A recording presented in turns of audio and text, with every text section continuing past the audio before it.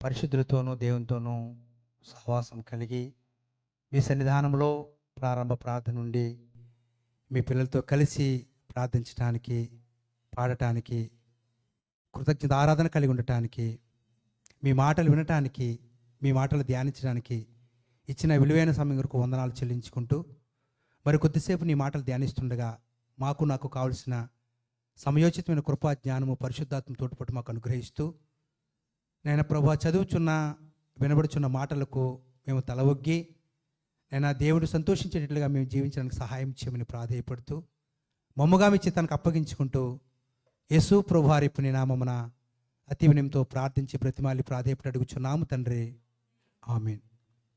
తండ్రి అయిన దేవునికి, ప్రభు అయినటువంటి యేసుక్రీస్తు వారి పేరట నా హృదయపూర్వక వందనాలు తెలియజేసుకుంటున్నాను. అలాగనే దేవుని ప్రేమించి దేవుని సన్నిధానానికి కూడి వచ్చి ఆరాధనలో భాగంగా దేవుని నామాన్ని మహిమపరిచే భాగ్యము మీరు కలిగి ఉన్నందుకు మీ అందరికీ నా శుభములు, వందనాలండి. 2వ తిమోతిలకు రాసిన పత్రిక 4వ అధ్యాయము పేజీ నెంబరు 195.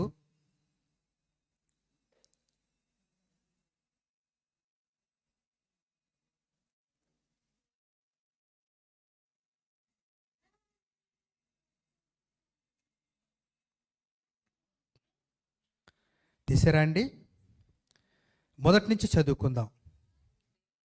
దేవుని ఎదుటను సజీవులకును మృతులకును తీర్పు తీర్చు క్రీస్తు యేసు ఎదుటను ఆయన ప్రత్యక్షత తోడు, ఆయన రాజ్యము తోడు నేను ఆనబెట్టి చెప్పునదేమనగా, వాక్యమును ప్రకటించుము, సమయమందును అసమయమందును ప్రయాసపడుము, సంపూర్ణమైన దీర్ఘశాంతముతో ఉపదేశించుచు ఖండించుము, గద్దించుము, బుద్ధి చెప్పుము చాలు. ప్రియులారా,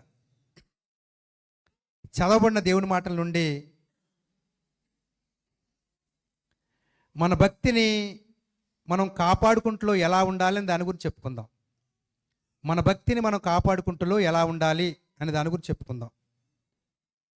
ఇక్కడ చదవబడిన దేవుని మాటలు ఎలాగున్నాయంటేనండి, గద్దించుము, ఖండించుము, బుద్ధి చెప్పుము అనగానే వాక్యం తెలిసిన మనకి, వాక్యం నేర్చుకున్న మనకి, వాక్యం చదువుతున్న మనకి, చాలా విషయాలు గ్రహించిన మనకి చాలా కోపంగా ఉంటుంది, ఆవేశంగా ఉంటుంది, ఉద్రేకం ఉంటుంది, కొట్టాలి, తిట్టాలి, పొడి చేయాలన్నట్టుగా ఉంటుంది. కానీ ఆ మాట ఎందుకన్నారు అని మనం అర్థం చేసుకోవాలి. ఖండింపు కావాలి, గద్దింపు కావాలి, బుద్ధి కావాలి. కానీ ఈ 4వ అధ్యాయం 2వ వచనం కింద లైన్లు అంటాడు, సంపూర్ణమైన దీర్ఘశాంతముతో. ఎలా చెప్పాలంటండి? సంపూర్ణమైన దీర్ఘశాంతంతో తగ్గించుకుని, చాలా విధేయత కలిగి, చాలా ఓపికగా, చాలా ప్రేమపూర్వకంగా ఒక వ్యక్తిని కాపాడుకునే విధానంలో మనం మాట్లాడాలంట. అది కుటుంబమైనా, సంఘమైనా, బంధువులైనా, అన్నదమ్ములైనా, అక్కచెల్లెలైనా. మీరు ఎవరితో మాట్లాడుతున్నారు, ఏం మాట్లాడుతున్నారు, ఎలా మాట్లాడుతున్నారు? సంపూర్ణమైన దీర్ఘశాంతముతో. మరొక మాట, ఎప్పుడు కూడా మీరు ఏదైనా చెప్పాలనుకున్నప్పుడు ఒక మనిషిని హృదయంలో ఉంచుకుని మాట్లాడొద్దు అసలే. ఒక స్త్రీ కానీ, ఒక పురుషుడు కానీ, ఒక తమ్ముడు కానీ, ఒక అన్నయ్య కానీ, లేకపోతే ఎప్పుడో చెప్పబడిన మాటలు కానీ, ఎప్పుడో తెలిసిన విషయాలు కానీ మనసులో పెట్టుకుని మనం మాట్లాడకూడదు. అది దైవ చిత్తానుసారమైన వాతావరణం కాదు. దైవ చిత్తానుసారమైన వాతావరణము కాదు. నా ఆత్మ లేనివాడు నా వాడు కాడు అన్నాడంటే మనం దేవుని ఆత్మ కలిగే మాట్లాడాలి, దేవుని వారంగా మనం మాట్లాడాలి. ఏ విధము చేతనైనను ఒక సహోదరుని ఏం చేయాలండి? సంపాదించుకోవాలి.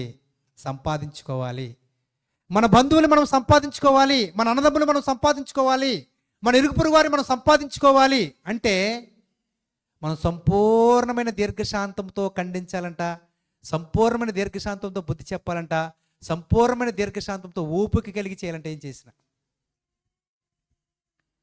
ఆవేశంతోనో, కోపంతోనో, అధికారం ఉందనో, బలం ఉందనో, చేయగలరనో, మీరు చెప్పగలరనో, మీకు అధికారం ఉందనో, మీకు వయసు ఉందనో మాట్లాడొద్దు. కుటుంబాన్ని పోగొట్టుకుంటాం, సహోదరుల్ని పోగొట్టుకుంటాం, సంఘాన్ని, సహవాసాన్ని కూడా పోగొట్టుకుంటాం. అలా మనం ఉండకూడదండి. ఎలా ఉండాలి? మత్తయి సువార్త 18వ అధ్యాయం. మత్తయి సువార్త 18వ అధ్యాయం తీసుకుందాం అందరం కూడా.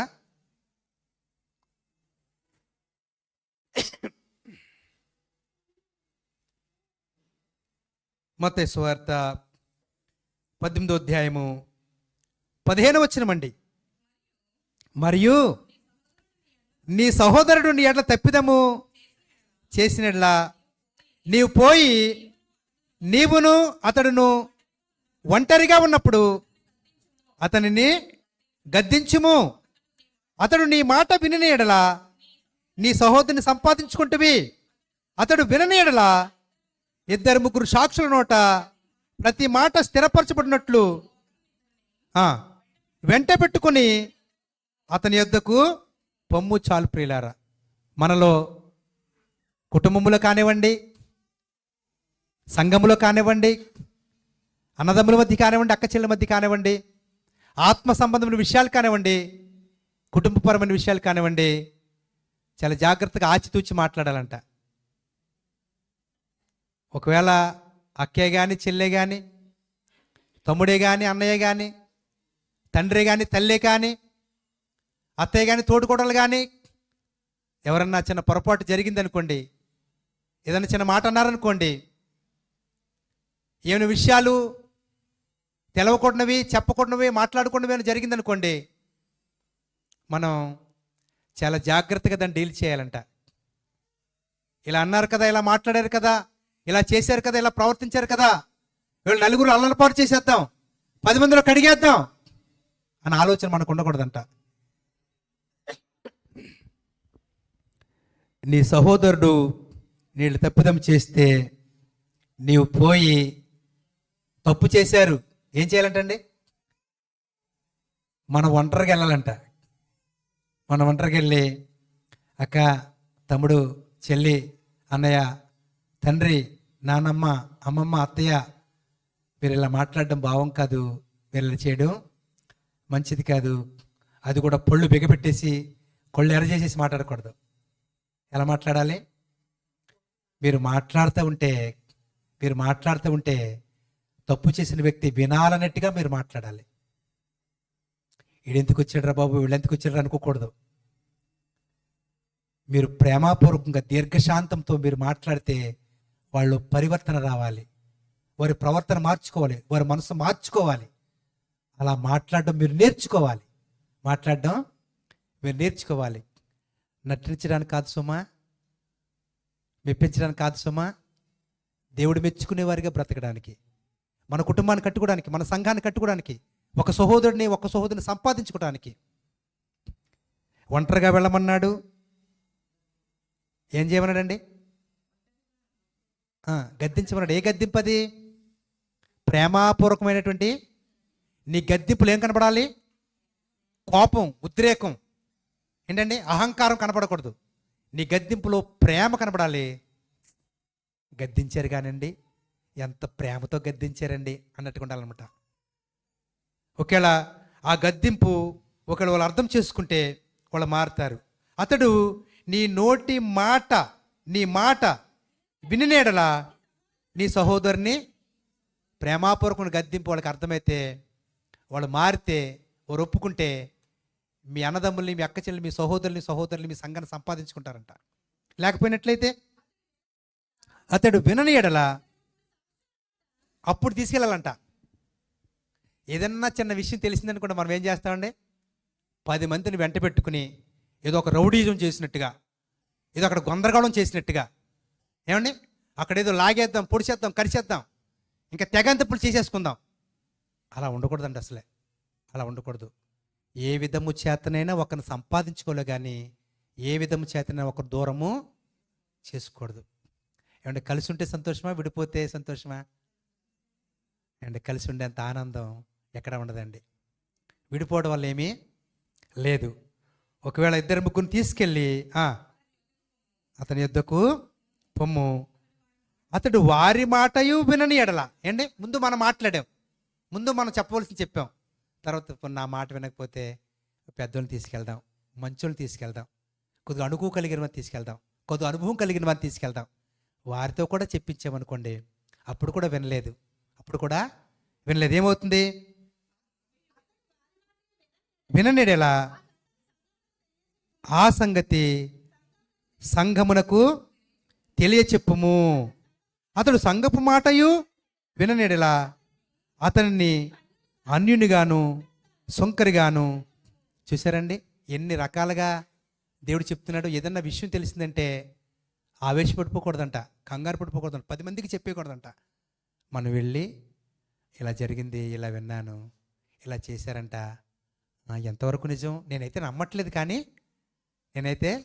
నమ్మట్లేదు కానీ ఏంటిది అంటే వాడు చెప్పగలిగింది చెప్పి, మనం వినగలిగి విని, మనం సరి చేయవలసింది సరిచేసి, ఇద్దరిలో కాంప్రమైజ్. కౌగులించుకోవడం చేయండి, లేకపోతే వందనాలు ఇవ్వండి, ప్రేమపూర్వకంగా ఏం కాదులే, ఇందులో ఏముందిలే అని ఒకనొకరు క్షమించుకుని రావాలంట. లేదు, మన మాట వినలేదు, పెద్దల్ని తీసుకెళ్ళండి. ఎవరి మాట అయితే వింటారో వాళ్ళని తీసుకెళ్ళండి. వారి మాట వినలేదు, అప్పుడు సంఘంతో చెప్పాలంట. అప్పుడు ఏం చేయాలండి? సంఘంతో చెప్పి, మరి సంఘ బిడ్డలుగా మనం వెళ్ళి మనం సరిచేద్దామా అనుకుని సరిచేస్తే వింటే వింటారు. లేకపోతే మన ప్రేమను అర్థం చేసుకోలేకపోతే, మన క్షమాపణ వరకు అర్థం కాకపోతే, మనతో కలవాలని ఉండాలని సహం చేయాలని లేకపోతే ఇంకా దేవుడు వదిలేయమంటున్నాడు. మీరు లాక్కుని పీక్కోవద్దు, ఇంకా మాట్లాడతలేదు, వీళ్ళని పలకరించలేదు, వీళ్ళని అర్థం చేసుకోలేదు, ఎలా ఇంకొద్దు, వదిలేయమన్నాడు దేవుడు. ఏం చేయమన్నాడండి? వదిలేయమన్నాడు. ఎందుకంటే 1 దశలోనిక రాసిన పత్రికలో ఉంది, 5వ అధ్యాయము, 1 దశలోనిక 5వ అధ్యాయము, 1 దశలోనిక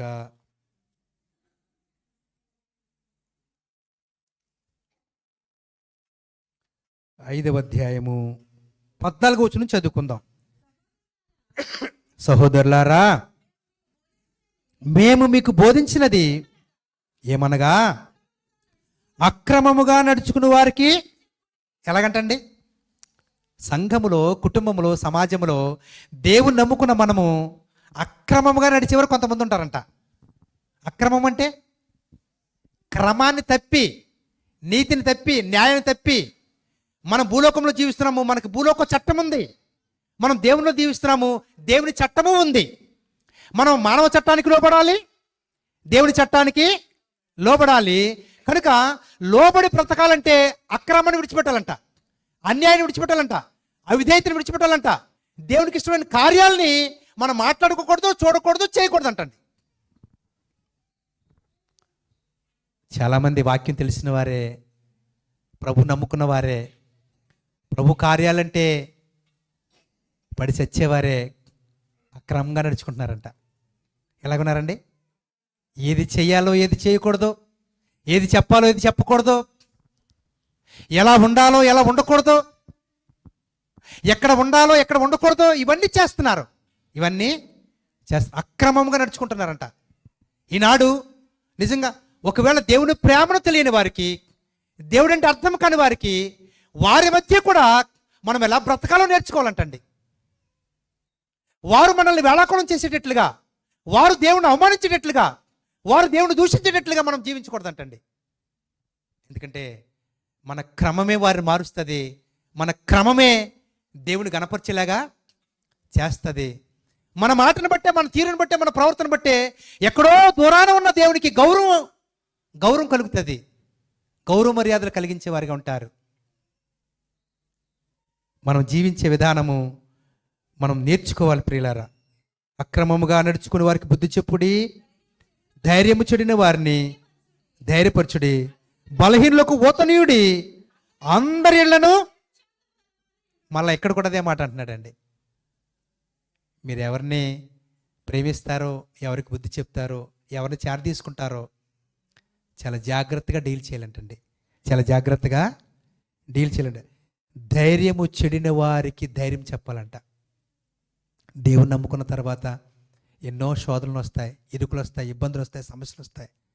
ఎందుకంటే మనం ఎన్నో శ్రమలు అనుభవించి దేవుని రాజ్యాన్ని పొందాలంట. మనం ఎన్నో బాధలు ఇచ్చే క్రైస్తవులో గుర్తించబడాలంట.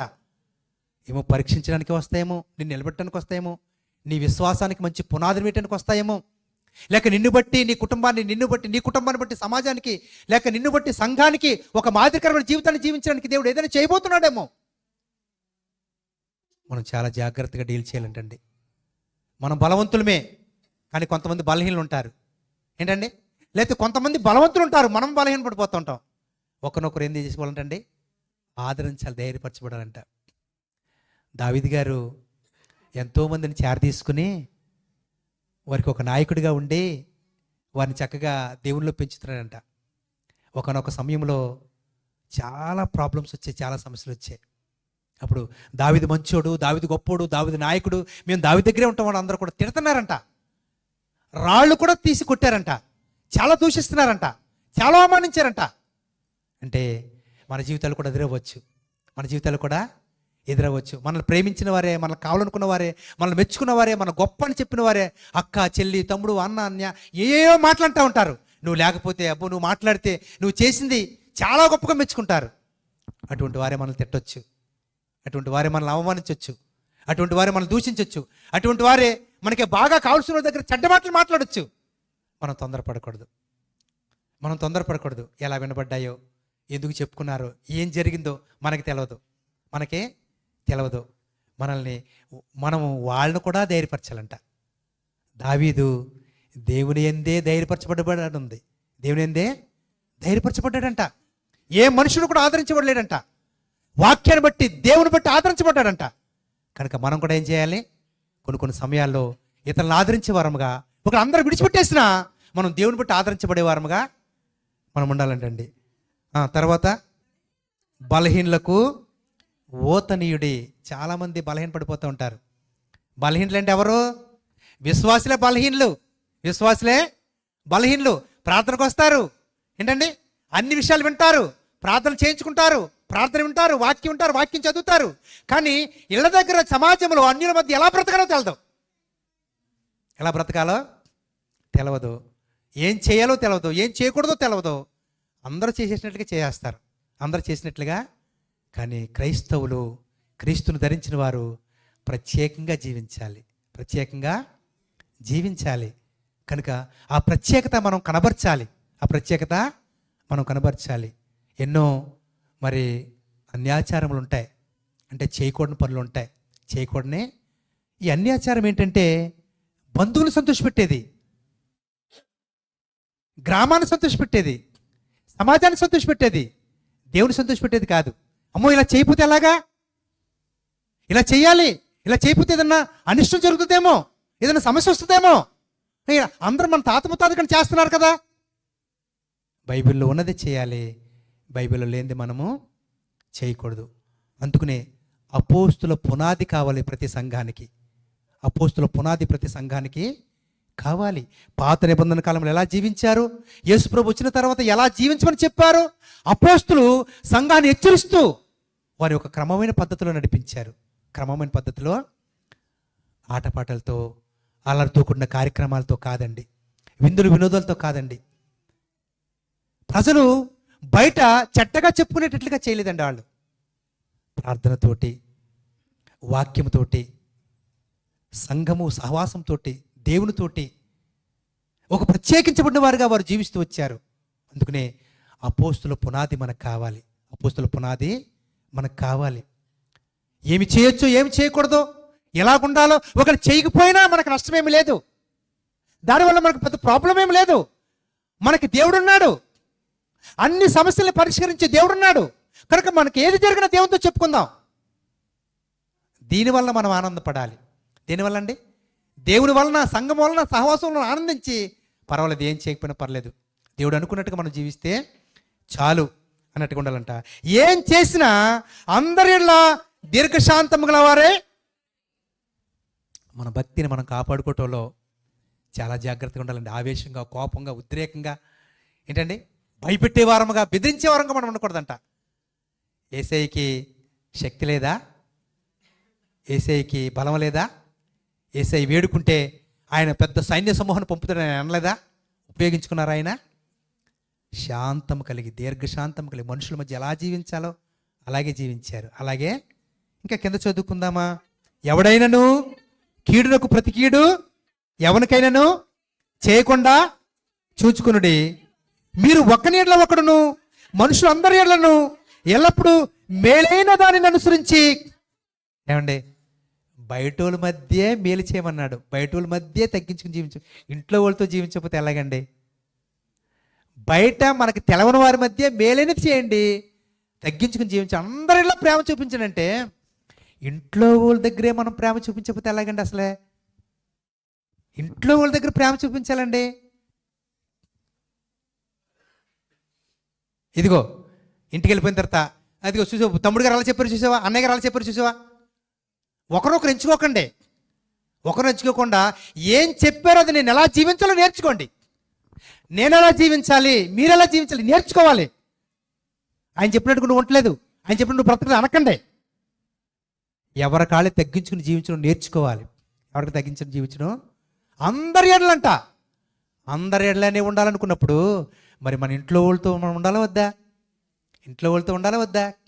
ఏమండి, మన ఇంట్లో మన గురించి మంచి చెప్పుకోవాలండి.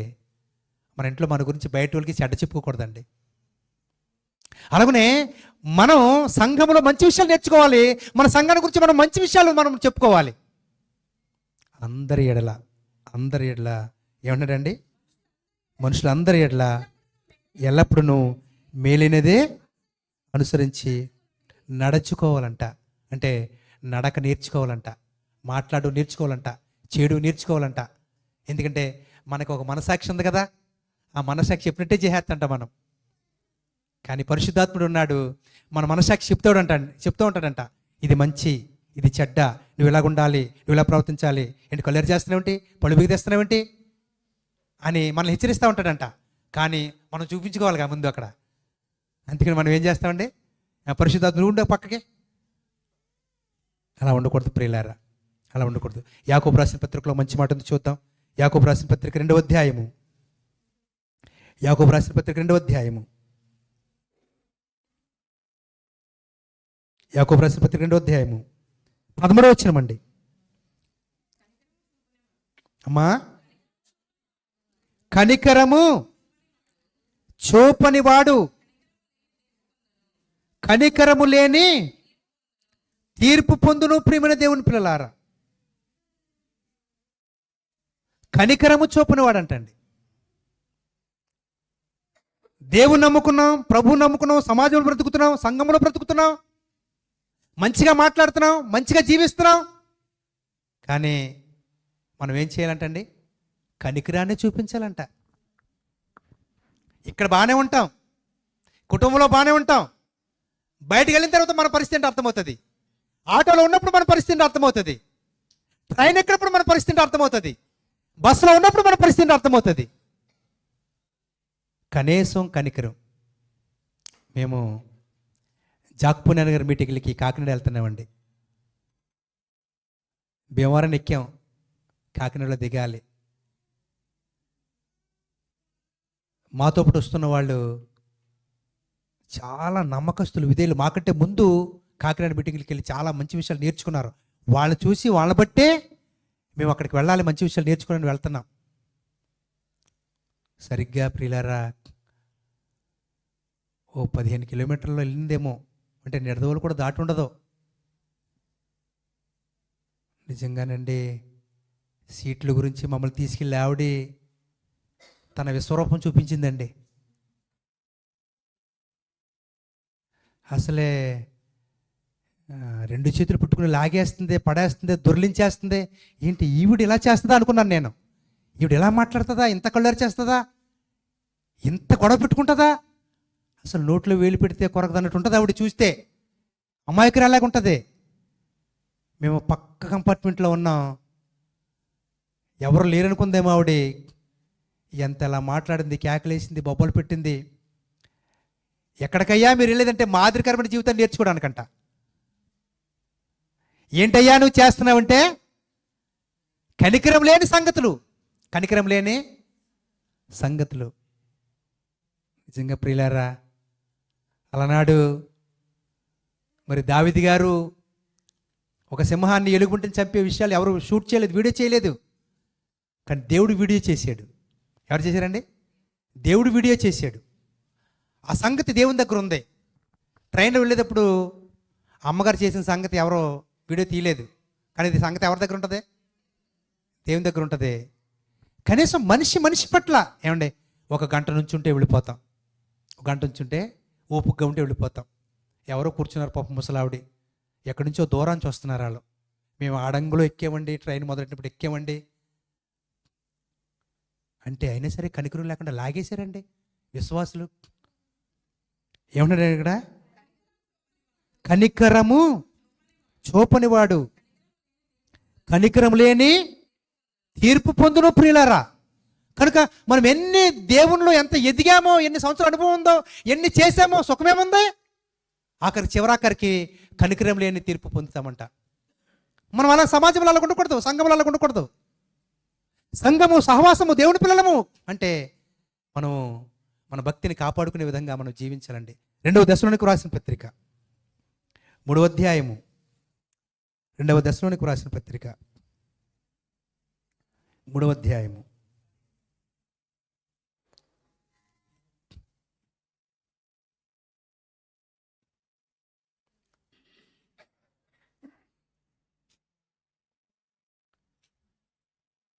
13 వచనం అనుకుంటాండి. మీరైతే మేలు చెట్టులో విసుకవద్దు. ఏంటండి అంటే ఒక సహోదరుని మనం కాపాడుకోవడానికి, ఒక తల్లిని మనం చెల్లిని మనం కాపాడుకోవడానికి, అన్నదమ్ములను కాపాడుకోవడానికి, అక్క చెల్లి ఒక విశ్వాసిని మనం కాపాడుకోవడానికి ఏం చేయాలంటండి? ఒకవేళ మేలు చేసే అవకాశం ఉంటే మీకు కల్పించుకోండి. ఎలా మేలు చేయాలా కల్పించుకోండి. ఎలా మేలు చేయాలా కల్పించుకోండి. ప్రియులారా, సహోదరులుగా, సంఘముగా ఒకరొకరు పలకరించుకోండి, ఒకరొకరు ప్రేమ చూపించండి.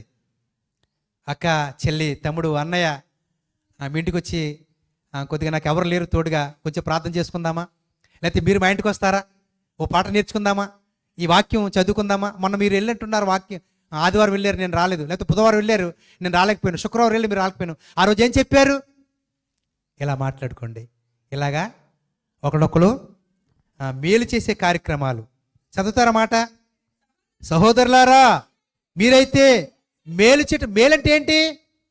తిండి పెట్టడమో ఏంటండి? సాయం చేయడమో కాదు. ఆత్మ సంబంధ విషయాలు పంచుకోవడం, నాకు తెలియంది నేను నేర్చుకోవడం, నేను విన్నది నేను వినేలాగా చేసుకోవడం, నాకు తెలియంది నేను అర్థం చేసుకోవడం, లేకపోతే మీకు తెలిసింది మరొకరికి చెప్పడం. ఓ మంచి విషయం మీరు నేర్చుకున్నారు, మంచి విషయం మీకు తెలిసేసింది, దేవుడు తెలియజేశాడు, అది ఇతరులకు చెప్పాలంట. మేలు అనగానే భూ సంబంధమైంది కాకుండా పర సంబంధమైన దాన్ని పరిచయం చేయడం, పర సంబంధమైన దాన్ని పరిచయం చేయడం. ఈ లోక సంబంధం తిండి, బట్ట, విందులు, వినోదాలు కదా, అది మేలు కాదండి. అది మేలు కాదు. లోన, శరీరంలో లోన మగ్గిపోతున్నటువంటి, లేక అంధకారంలోకి వెళ్ళిపోతున్న, చీకట్లో ఉంటున్నటువంటి ఆత్మను వెలిగించే దేవుని కొరకు బ్రతికించడం మేలు చేయడం. ఎంతోమంది ఒకసారి మీరు వెనక్కి తిరిగి ఆలోచించండి. మీ స్నేహితులు, మీ అన్నదమ్ములు, మీ అక్క చెల్లి, మీ కుటుంబం, మీ రక్త సంబంధులు, ఎంతమంది జీవవాక్యం లేక, శక్తిగల మాటలు లేక, ఏదో వెళ్తున్నాం వస్తున్నాం అన్నట్టే ఉన్నారు. జీవించుచున్నావన్న పేరు ఉన్నది కానీ నీవు మృతుడివే అన్నట్టుగా జీవిస్తున్నారు. మనం అలా జీవించొద్దు. ఇంకా కింద చదువుకుందామా? ఈ పత్రిక మూలముగా మేము చెప్పిన మాటకు ఎవడైనా లోబడినలా అతన్ని కనిపెట్టి అతడు సిగ్గుపడు నిమిత్తము అతనితో సాంగత్యము. ఇందాక మనం చదువుకున్నామే మత్తయి సువార్తలో. ప్రియులారా, ఒకడు మన మాట వినకపోతే మనం ఏం చేయాలంటే అటువంటి వాళ్ళని కట్ చేయాలంట. ఏమండి, మీరు ఫోన్ నెంబరే డిలీట్ చేయరు, సహవాసం ఎలా కట్ చేస్తారు మీరు? ఏమండి, మనకు పనికిరాని వారితో ఫోన్ నెంబర్లో డిలీట్ చేసేయండి. మన ఆత్మీయ సహవాసాన్ని పెంచిన వారితో, ఆత్మ సంబంధమైన మాటలు మాట్లాడిన వారితో, మంచి మాట, మంచి ఆలోచన మన మీద లేని వారితోటి మీరు ఆ ఫోన్ నెంబర్ డిలీట్ చేసేయండి. సాంగత్యమే చేద్దంటున్నాడు వాళ్ళతోటి దేవుడు. వాళ్ళకి సిగ్గుపడేటట్లుగా, అరే ఒక చెల్లి, ఒక తల్లి, ఒక తమ్ముడు, ఒక అన్నయ్య, ఒక సహోదరుడు, సంఘ సహోదరులు నాతో మాట్లాడతలేదేంటి, నన్ను పలకరించట్లేదేంటి, లేదా నేను మాట్లాడితే, నేను పలకరిస్తే, నేను ఫోన్ చేస్తే మాట్లాడతలేదేంటి అంటే నా ప్రవర్తన బాగోలేదా? నేను సరి చేసుకోవాలా? నేను ఇంకా దేవునికి లోపడాలా? నేను ఇంకా మార్చుకోవాలా? నన్ను ఇంకా అర్థం చేసుకోలేదా? వాళ్ళు అర్థం చేసుకునేలాగా, వాళ్ళు నన్ను ప్రేమించేలాగా నేను ఎలా బ్రతకాలి? అనే ఆలోచనలోకి రండి. అనే ఆలోచనలోకి రండి ప్రియమైన దేవుని పిల్లారా. యాకోబు రాసిన పత్రిక 4వ అధ్యాయం 11వ వచనం. యాకోబు రాసిన పత్రిక 4వ అధ్యాయం 11వ వచనం అండి. సహోదరులారా, ఒకనికి విరోధముగా ఒకడు మాట్లాడకుడి. సహోదరునికి విరోధముగా మాట్లాడి తీర్పు తీర్చువాడు, ధర్మశాస్త్రమునకు వ్యతిరేకంగా మాట్లాడి. చూశారండి ప్రియులారా, ఒకరిని మనం నిందిస్తే, ఒకరిని మనం కాదంటే, ఒకరికి తీర్పు తీరిస్తే ధర్మశాస్త్రాన్ని ఎదిరించినట్టంట. ధర్మశాస్త్రానికే తీర్పు తీర్చినట్టంట. అంటే దేవుడు పలికిన మాటలకి, దేవుడు చెప్పిన ఆజ్ఞలకి ఇది సరికాదు అని దేవునితో చెప్పినట్టంట. మన భక్తిని మనం కాపాడుకోవడంలో, ఓకే, మీకు జ్ఞానం ఉంది, మీకు తెలివి ఉంది, మీకు బలం ఉంది, మీకు ఆలోచన ఉంది, ముందుగానే అంచనా వేసే శక్తి ఉంది, సామర్థ్యం ఉంది. కానీ ఎదుటివారి మనస్తత్వం ఏంటో మనం తెలుసుకోవాలి. ఎదుటివారి యొక్క మనస్తత్వం ఏంటో తెలుసుకోండి. కొంతమంది వయసు ఉంటుందండి, మనకంటే పెద్దోళ్ళు వయసు ఉంటుంది, చాలా పెద్దోళ్ళు. నాకు తల్లి లాంటి వయసు, లేకపోతే నాకు అత్తగారు లాంటి వయసు, లేకపోతే నా తండ్రి వయసు, నీకు జ్ఞానం లేదా, బుద్ధి లేదా అని అనకూడదంట. ఒకవేళ వయసు అయితే ఉండొచ్చేమో, మనకున్న జ్ఞానం వాళ్ళకు ఉండకపోవచ్చు. వయసు అయితే ఉండొచ్చేమో, మీరు అర్థం చేసుకునేటట్టుగా అర్థం చేసుకోలేకపోవచ్చు, మీరు ఆలోచించేట్టుగా ఆలోచించలేకపోవచ్చు. వాళ్ళని, మన పిల్లల్ని ఎలా ట్రీట్ చేస్తున్నామో అలా ట్రీట్ చేయాలి. చిన్నపిల్లలకి, మన కడుపును పుట్టిన పిల్లలకి వాళ్ళకి ఏమీ రాదు. మనం పెద్ద స్థాయిని వదిలిపెట్టి చిన్నపిల్లల దగ్గరికి వెళ్ళిపోయి వాళ్ళకి చక్కగా అభ్యాసం నేర్పమా? ఏబిసిడ్లని, ఆలని, గుణింతలని, లేదా పదాలు పలకటమని, వాక్యాలు కలిపి మాట్లాడమని, చిన్న చిన్న పదాలు వాళ్ళకి నేర్పించడమని, పదానికి పదానికి మధ్య గ్రామరు వాళ్ళకి నేర్పించడమని మనం చెప్పమా? నాకు తెలుసు, నువ్వు ఎందుకు చెప్పవు, నువ్వు ఎందుకు రాదు అని అనుకుంటే ఎలాగా? వాళ్ళకి చిన్న వయసు, వాళ్ళకి తెలవదు. పాలు తాగే వయసు నుంచి ఘన పదార్థం అంటే గట్టి పదార్థం తినే పదార్థాలు మనం నేర్పించాలి. తర్వాత ఆ ముక్కలు కక్కలు పెడతారు, తర్వాత బోన్స్ పెడతారు. పుట్టిన పిల్లకి 3 స్నూట్లు పెట్టేశారు అనుకోండి, ఎలా ఉంటుంది? తినేద్దా? గట్టిగా చక్కగా తినేద్దా? మనం ఎంత ఆనందించేస్తాం కదా, భలే తినేద్దా. కనుక ఏ వయస్సు, ఒకవేళ వయసు పెద్దోళ్ళైనా వాళ్ళ చిన్నపిల్లలుగా భావించి వాళ్ళకి చెప్పవలసిన విధంగా, ఏమండి ఎన్ని చెప్పినా ఎనవు, నువ్వు ఎన్నిసార్లు చెప్పినా నీకు బుద్ధి రాదా, నీ బతికింతేనా అనకండి. మీరు మాట్లాడితే వారు నేర్చుకోవాలి, మీ ప్రవర్తన వారు చూడాలి. మిమ్మల్ని బట్టి నేను చాలా మంచి విషయాలు నేర్చుకున్నాను అని ఎదుటి వారికి కలగాలి. అటువంటి భావనతో, అటువంటి మంచి మనసుతో, అటువంటి ఆలోచనతో ఏ రకంగానైనా నీ అత్తమామలనా, నీ తల్లిదండ్రులనా, నీ బంధువులనా, నీ నిరుపురుగు వారిన, సంఘంలో సోదరున సహోదరున సంపాదించుకోవాలి. ఎలాగైనా సరే దూరపరుచుకుంటే సంపాదించుకోవడం చాలా కష్టం. దూరపరుచుకుంటే సంపాదించుకోవడం చాలా కష్టం ప్రియులారా. గలతీలకు రాసిన పత్రిక 2వ అధ్యాయంలో ఒక మంచి మాట ఉంది. గలతీలకు రాసిన పత్రిక 2వ అధ్యాయము 20వ వచనం అండి. నేను క్రీస్తుతో కూడా సిలువ వేయబడి ఉన్నాను, ఇకను జీవించువాడను నేను కాను, క్రీస్తే నా యందు జీవించుచున్నాడు. నేనిప్పుడు శరీరమందు జీవించున్న జీవితము నన్ను ప్రేమించి నా కొరకు తను తాను అప్పగించుకున్న దేవుని కుమారి యందలి విశ్వాసం వలన. ఆ మనసు మనకు రావాలంటండి. ఆ మనసు మనకు వస్తే ఎవరిని నిందించం, ఎవరిని తిట్టం, ఎవరి మీద కళ్ళారు చెయ్యం, ఎవరి గురించి చెడ్డగా చెప్పుకోం, ఎవరిని బాధ పెట్టం. ఏంటండి? ఎందుకంటే ఇప్పటివరకు నేను ఏదో జీవించాను, ఇప్పటివరకు నేను బ్రతికాను, ఇప్పటివరకు ఏదో మాట్లాడేశాను, ఇప్పటివరకు ఏదో చేసేసాను, ఇప్పటివరకు ఏదో ఆవేశపడ్డాను. కానీ నన్ను ప్రేమించి నా కొరకు ప్రాణం పెట్టిన యేసు ఎవరో నాకు తెలిసింది. ఆయన నా కొరకు ఎందుకు ప్రాణం పెట్టడం నాకు అర్థమైంది. జీవం గల శక్తి గల మాటలు నేను వింటున్నాను, నాకు అర్థమవుతున్నాయి. ఇటువంటి మనసాక్షి కలిగి నేను ఉండకూడదు. నేను యథార్థంగా జీవించాలి, అందరిని అర్థం చేసుకోవాలి, అందరితో ప్రేమించాలి, ప్రేమ కలిగి నేను జీవించాలి, ప్రేమనే పంచాలి. ఎందుకంటే ఎందుకు పనికిరాని దౌర్భాగ్యుని నన్ను దేవుడు ప్రేమించాడు. తన కుమారుడిని నా కొరకు చంపించేశాడు, బులకను పంపించి. అసలు నేనేంటి, నా బ్రతికేంటి, నా స్థితి ఏంటి, దేవుని ప్రేమనే పొందుకోవడానికి అర్హతగా ఇచ్చినటువంటి నేను అందరిని ప్రేమించొద్దా, అందరిలో తగ్గించుకుని జీవించొద్దా, అందరిని అర్థం చేసుకోవద్దా అని ఆలోచన భావం మనకు కావాలంట. మనం జీవించేది మొదట నేను దేవుని కొరకు జీవిస్తున్నాను అని మీకు కావాలంట. మన కొరకు కదంట జీవించడం. మనం సమాజం కొరకు జీవించాలి, మనం దేవుని కొరకు జీవించాలి. నేను క్రీస్తు కొరకే జీవిస్తున్నాను అపోస్తలుడైన పౌలు చెప్పినట్టుగా మీరు క్రీస్తు కొరకు జీవిస్తే మీరు ఎవరిని ఏమనరు, ఎవరితో గొడవ పెట్టుకోరు, ఎవరు నిందించరు, ఎవరు దూషించరు, ఎవరి గురించి చెడ్డగా మాట్లాడుకోరు, ఎవరి గురించి చెడ్డగా మాట్లాడుకోరు. అపోస్తలుడైన పౌలు అలా చెప్తున్నాడు. అపోస్తలుడైన పౌలు అలా చెప్తాడు, శరీరమందు జీవించుచున్న ఈ జీవితము నన్ను ప్రేమించి నా కొరకు తను తాను అప్పగించుకున్న దేవుని కుమారేంద్ర విశ్వాసం వలన ఈ శరీరం నాది కాదు, ఈ లోపల ఉన్న ఆత్మ నాది కాదు.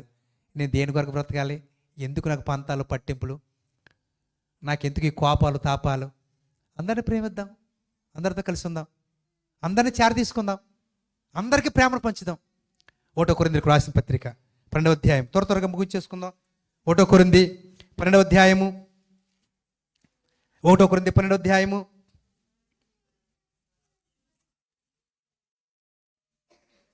క్షమించాలి 2వ కొరింథీ 15వ అధ్యాయము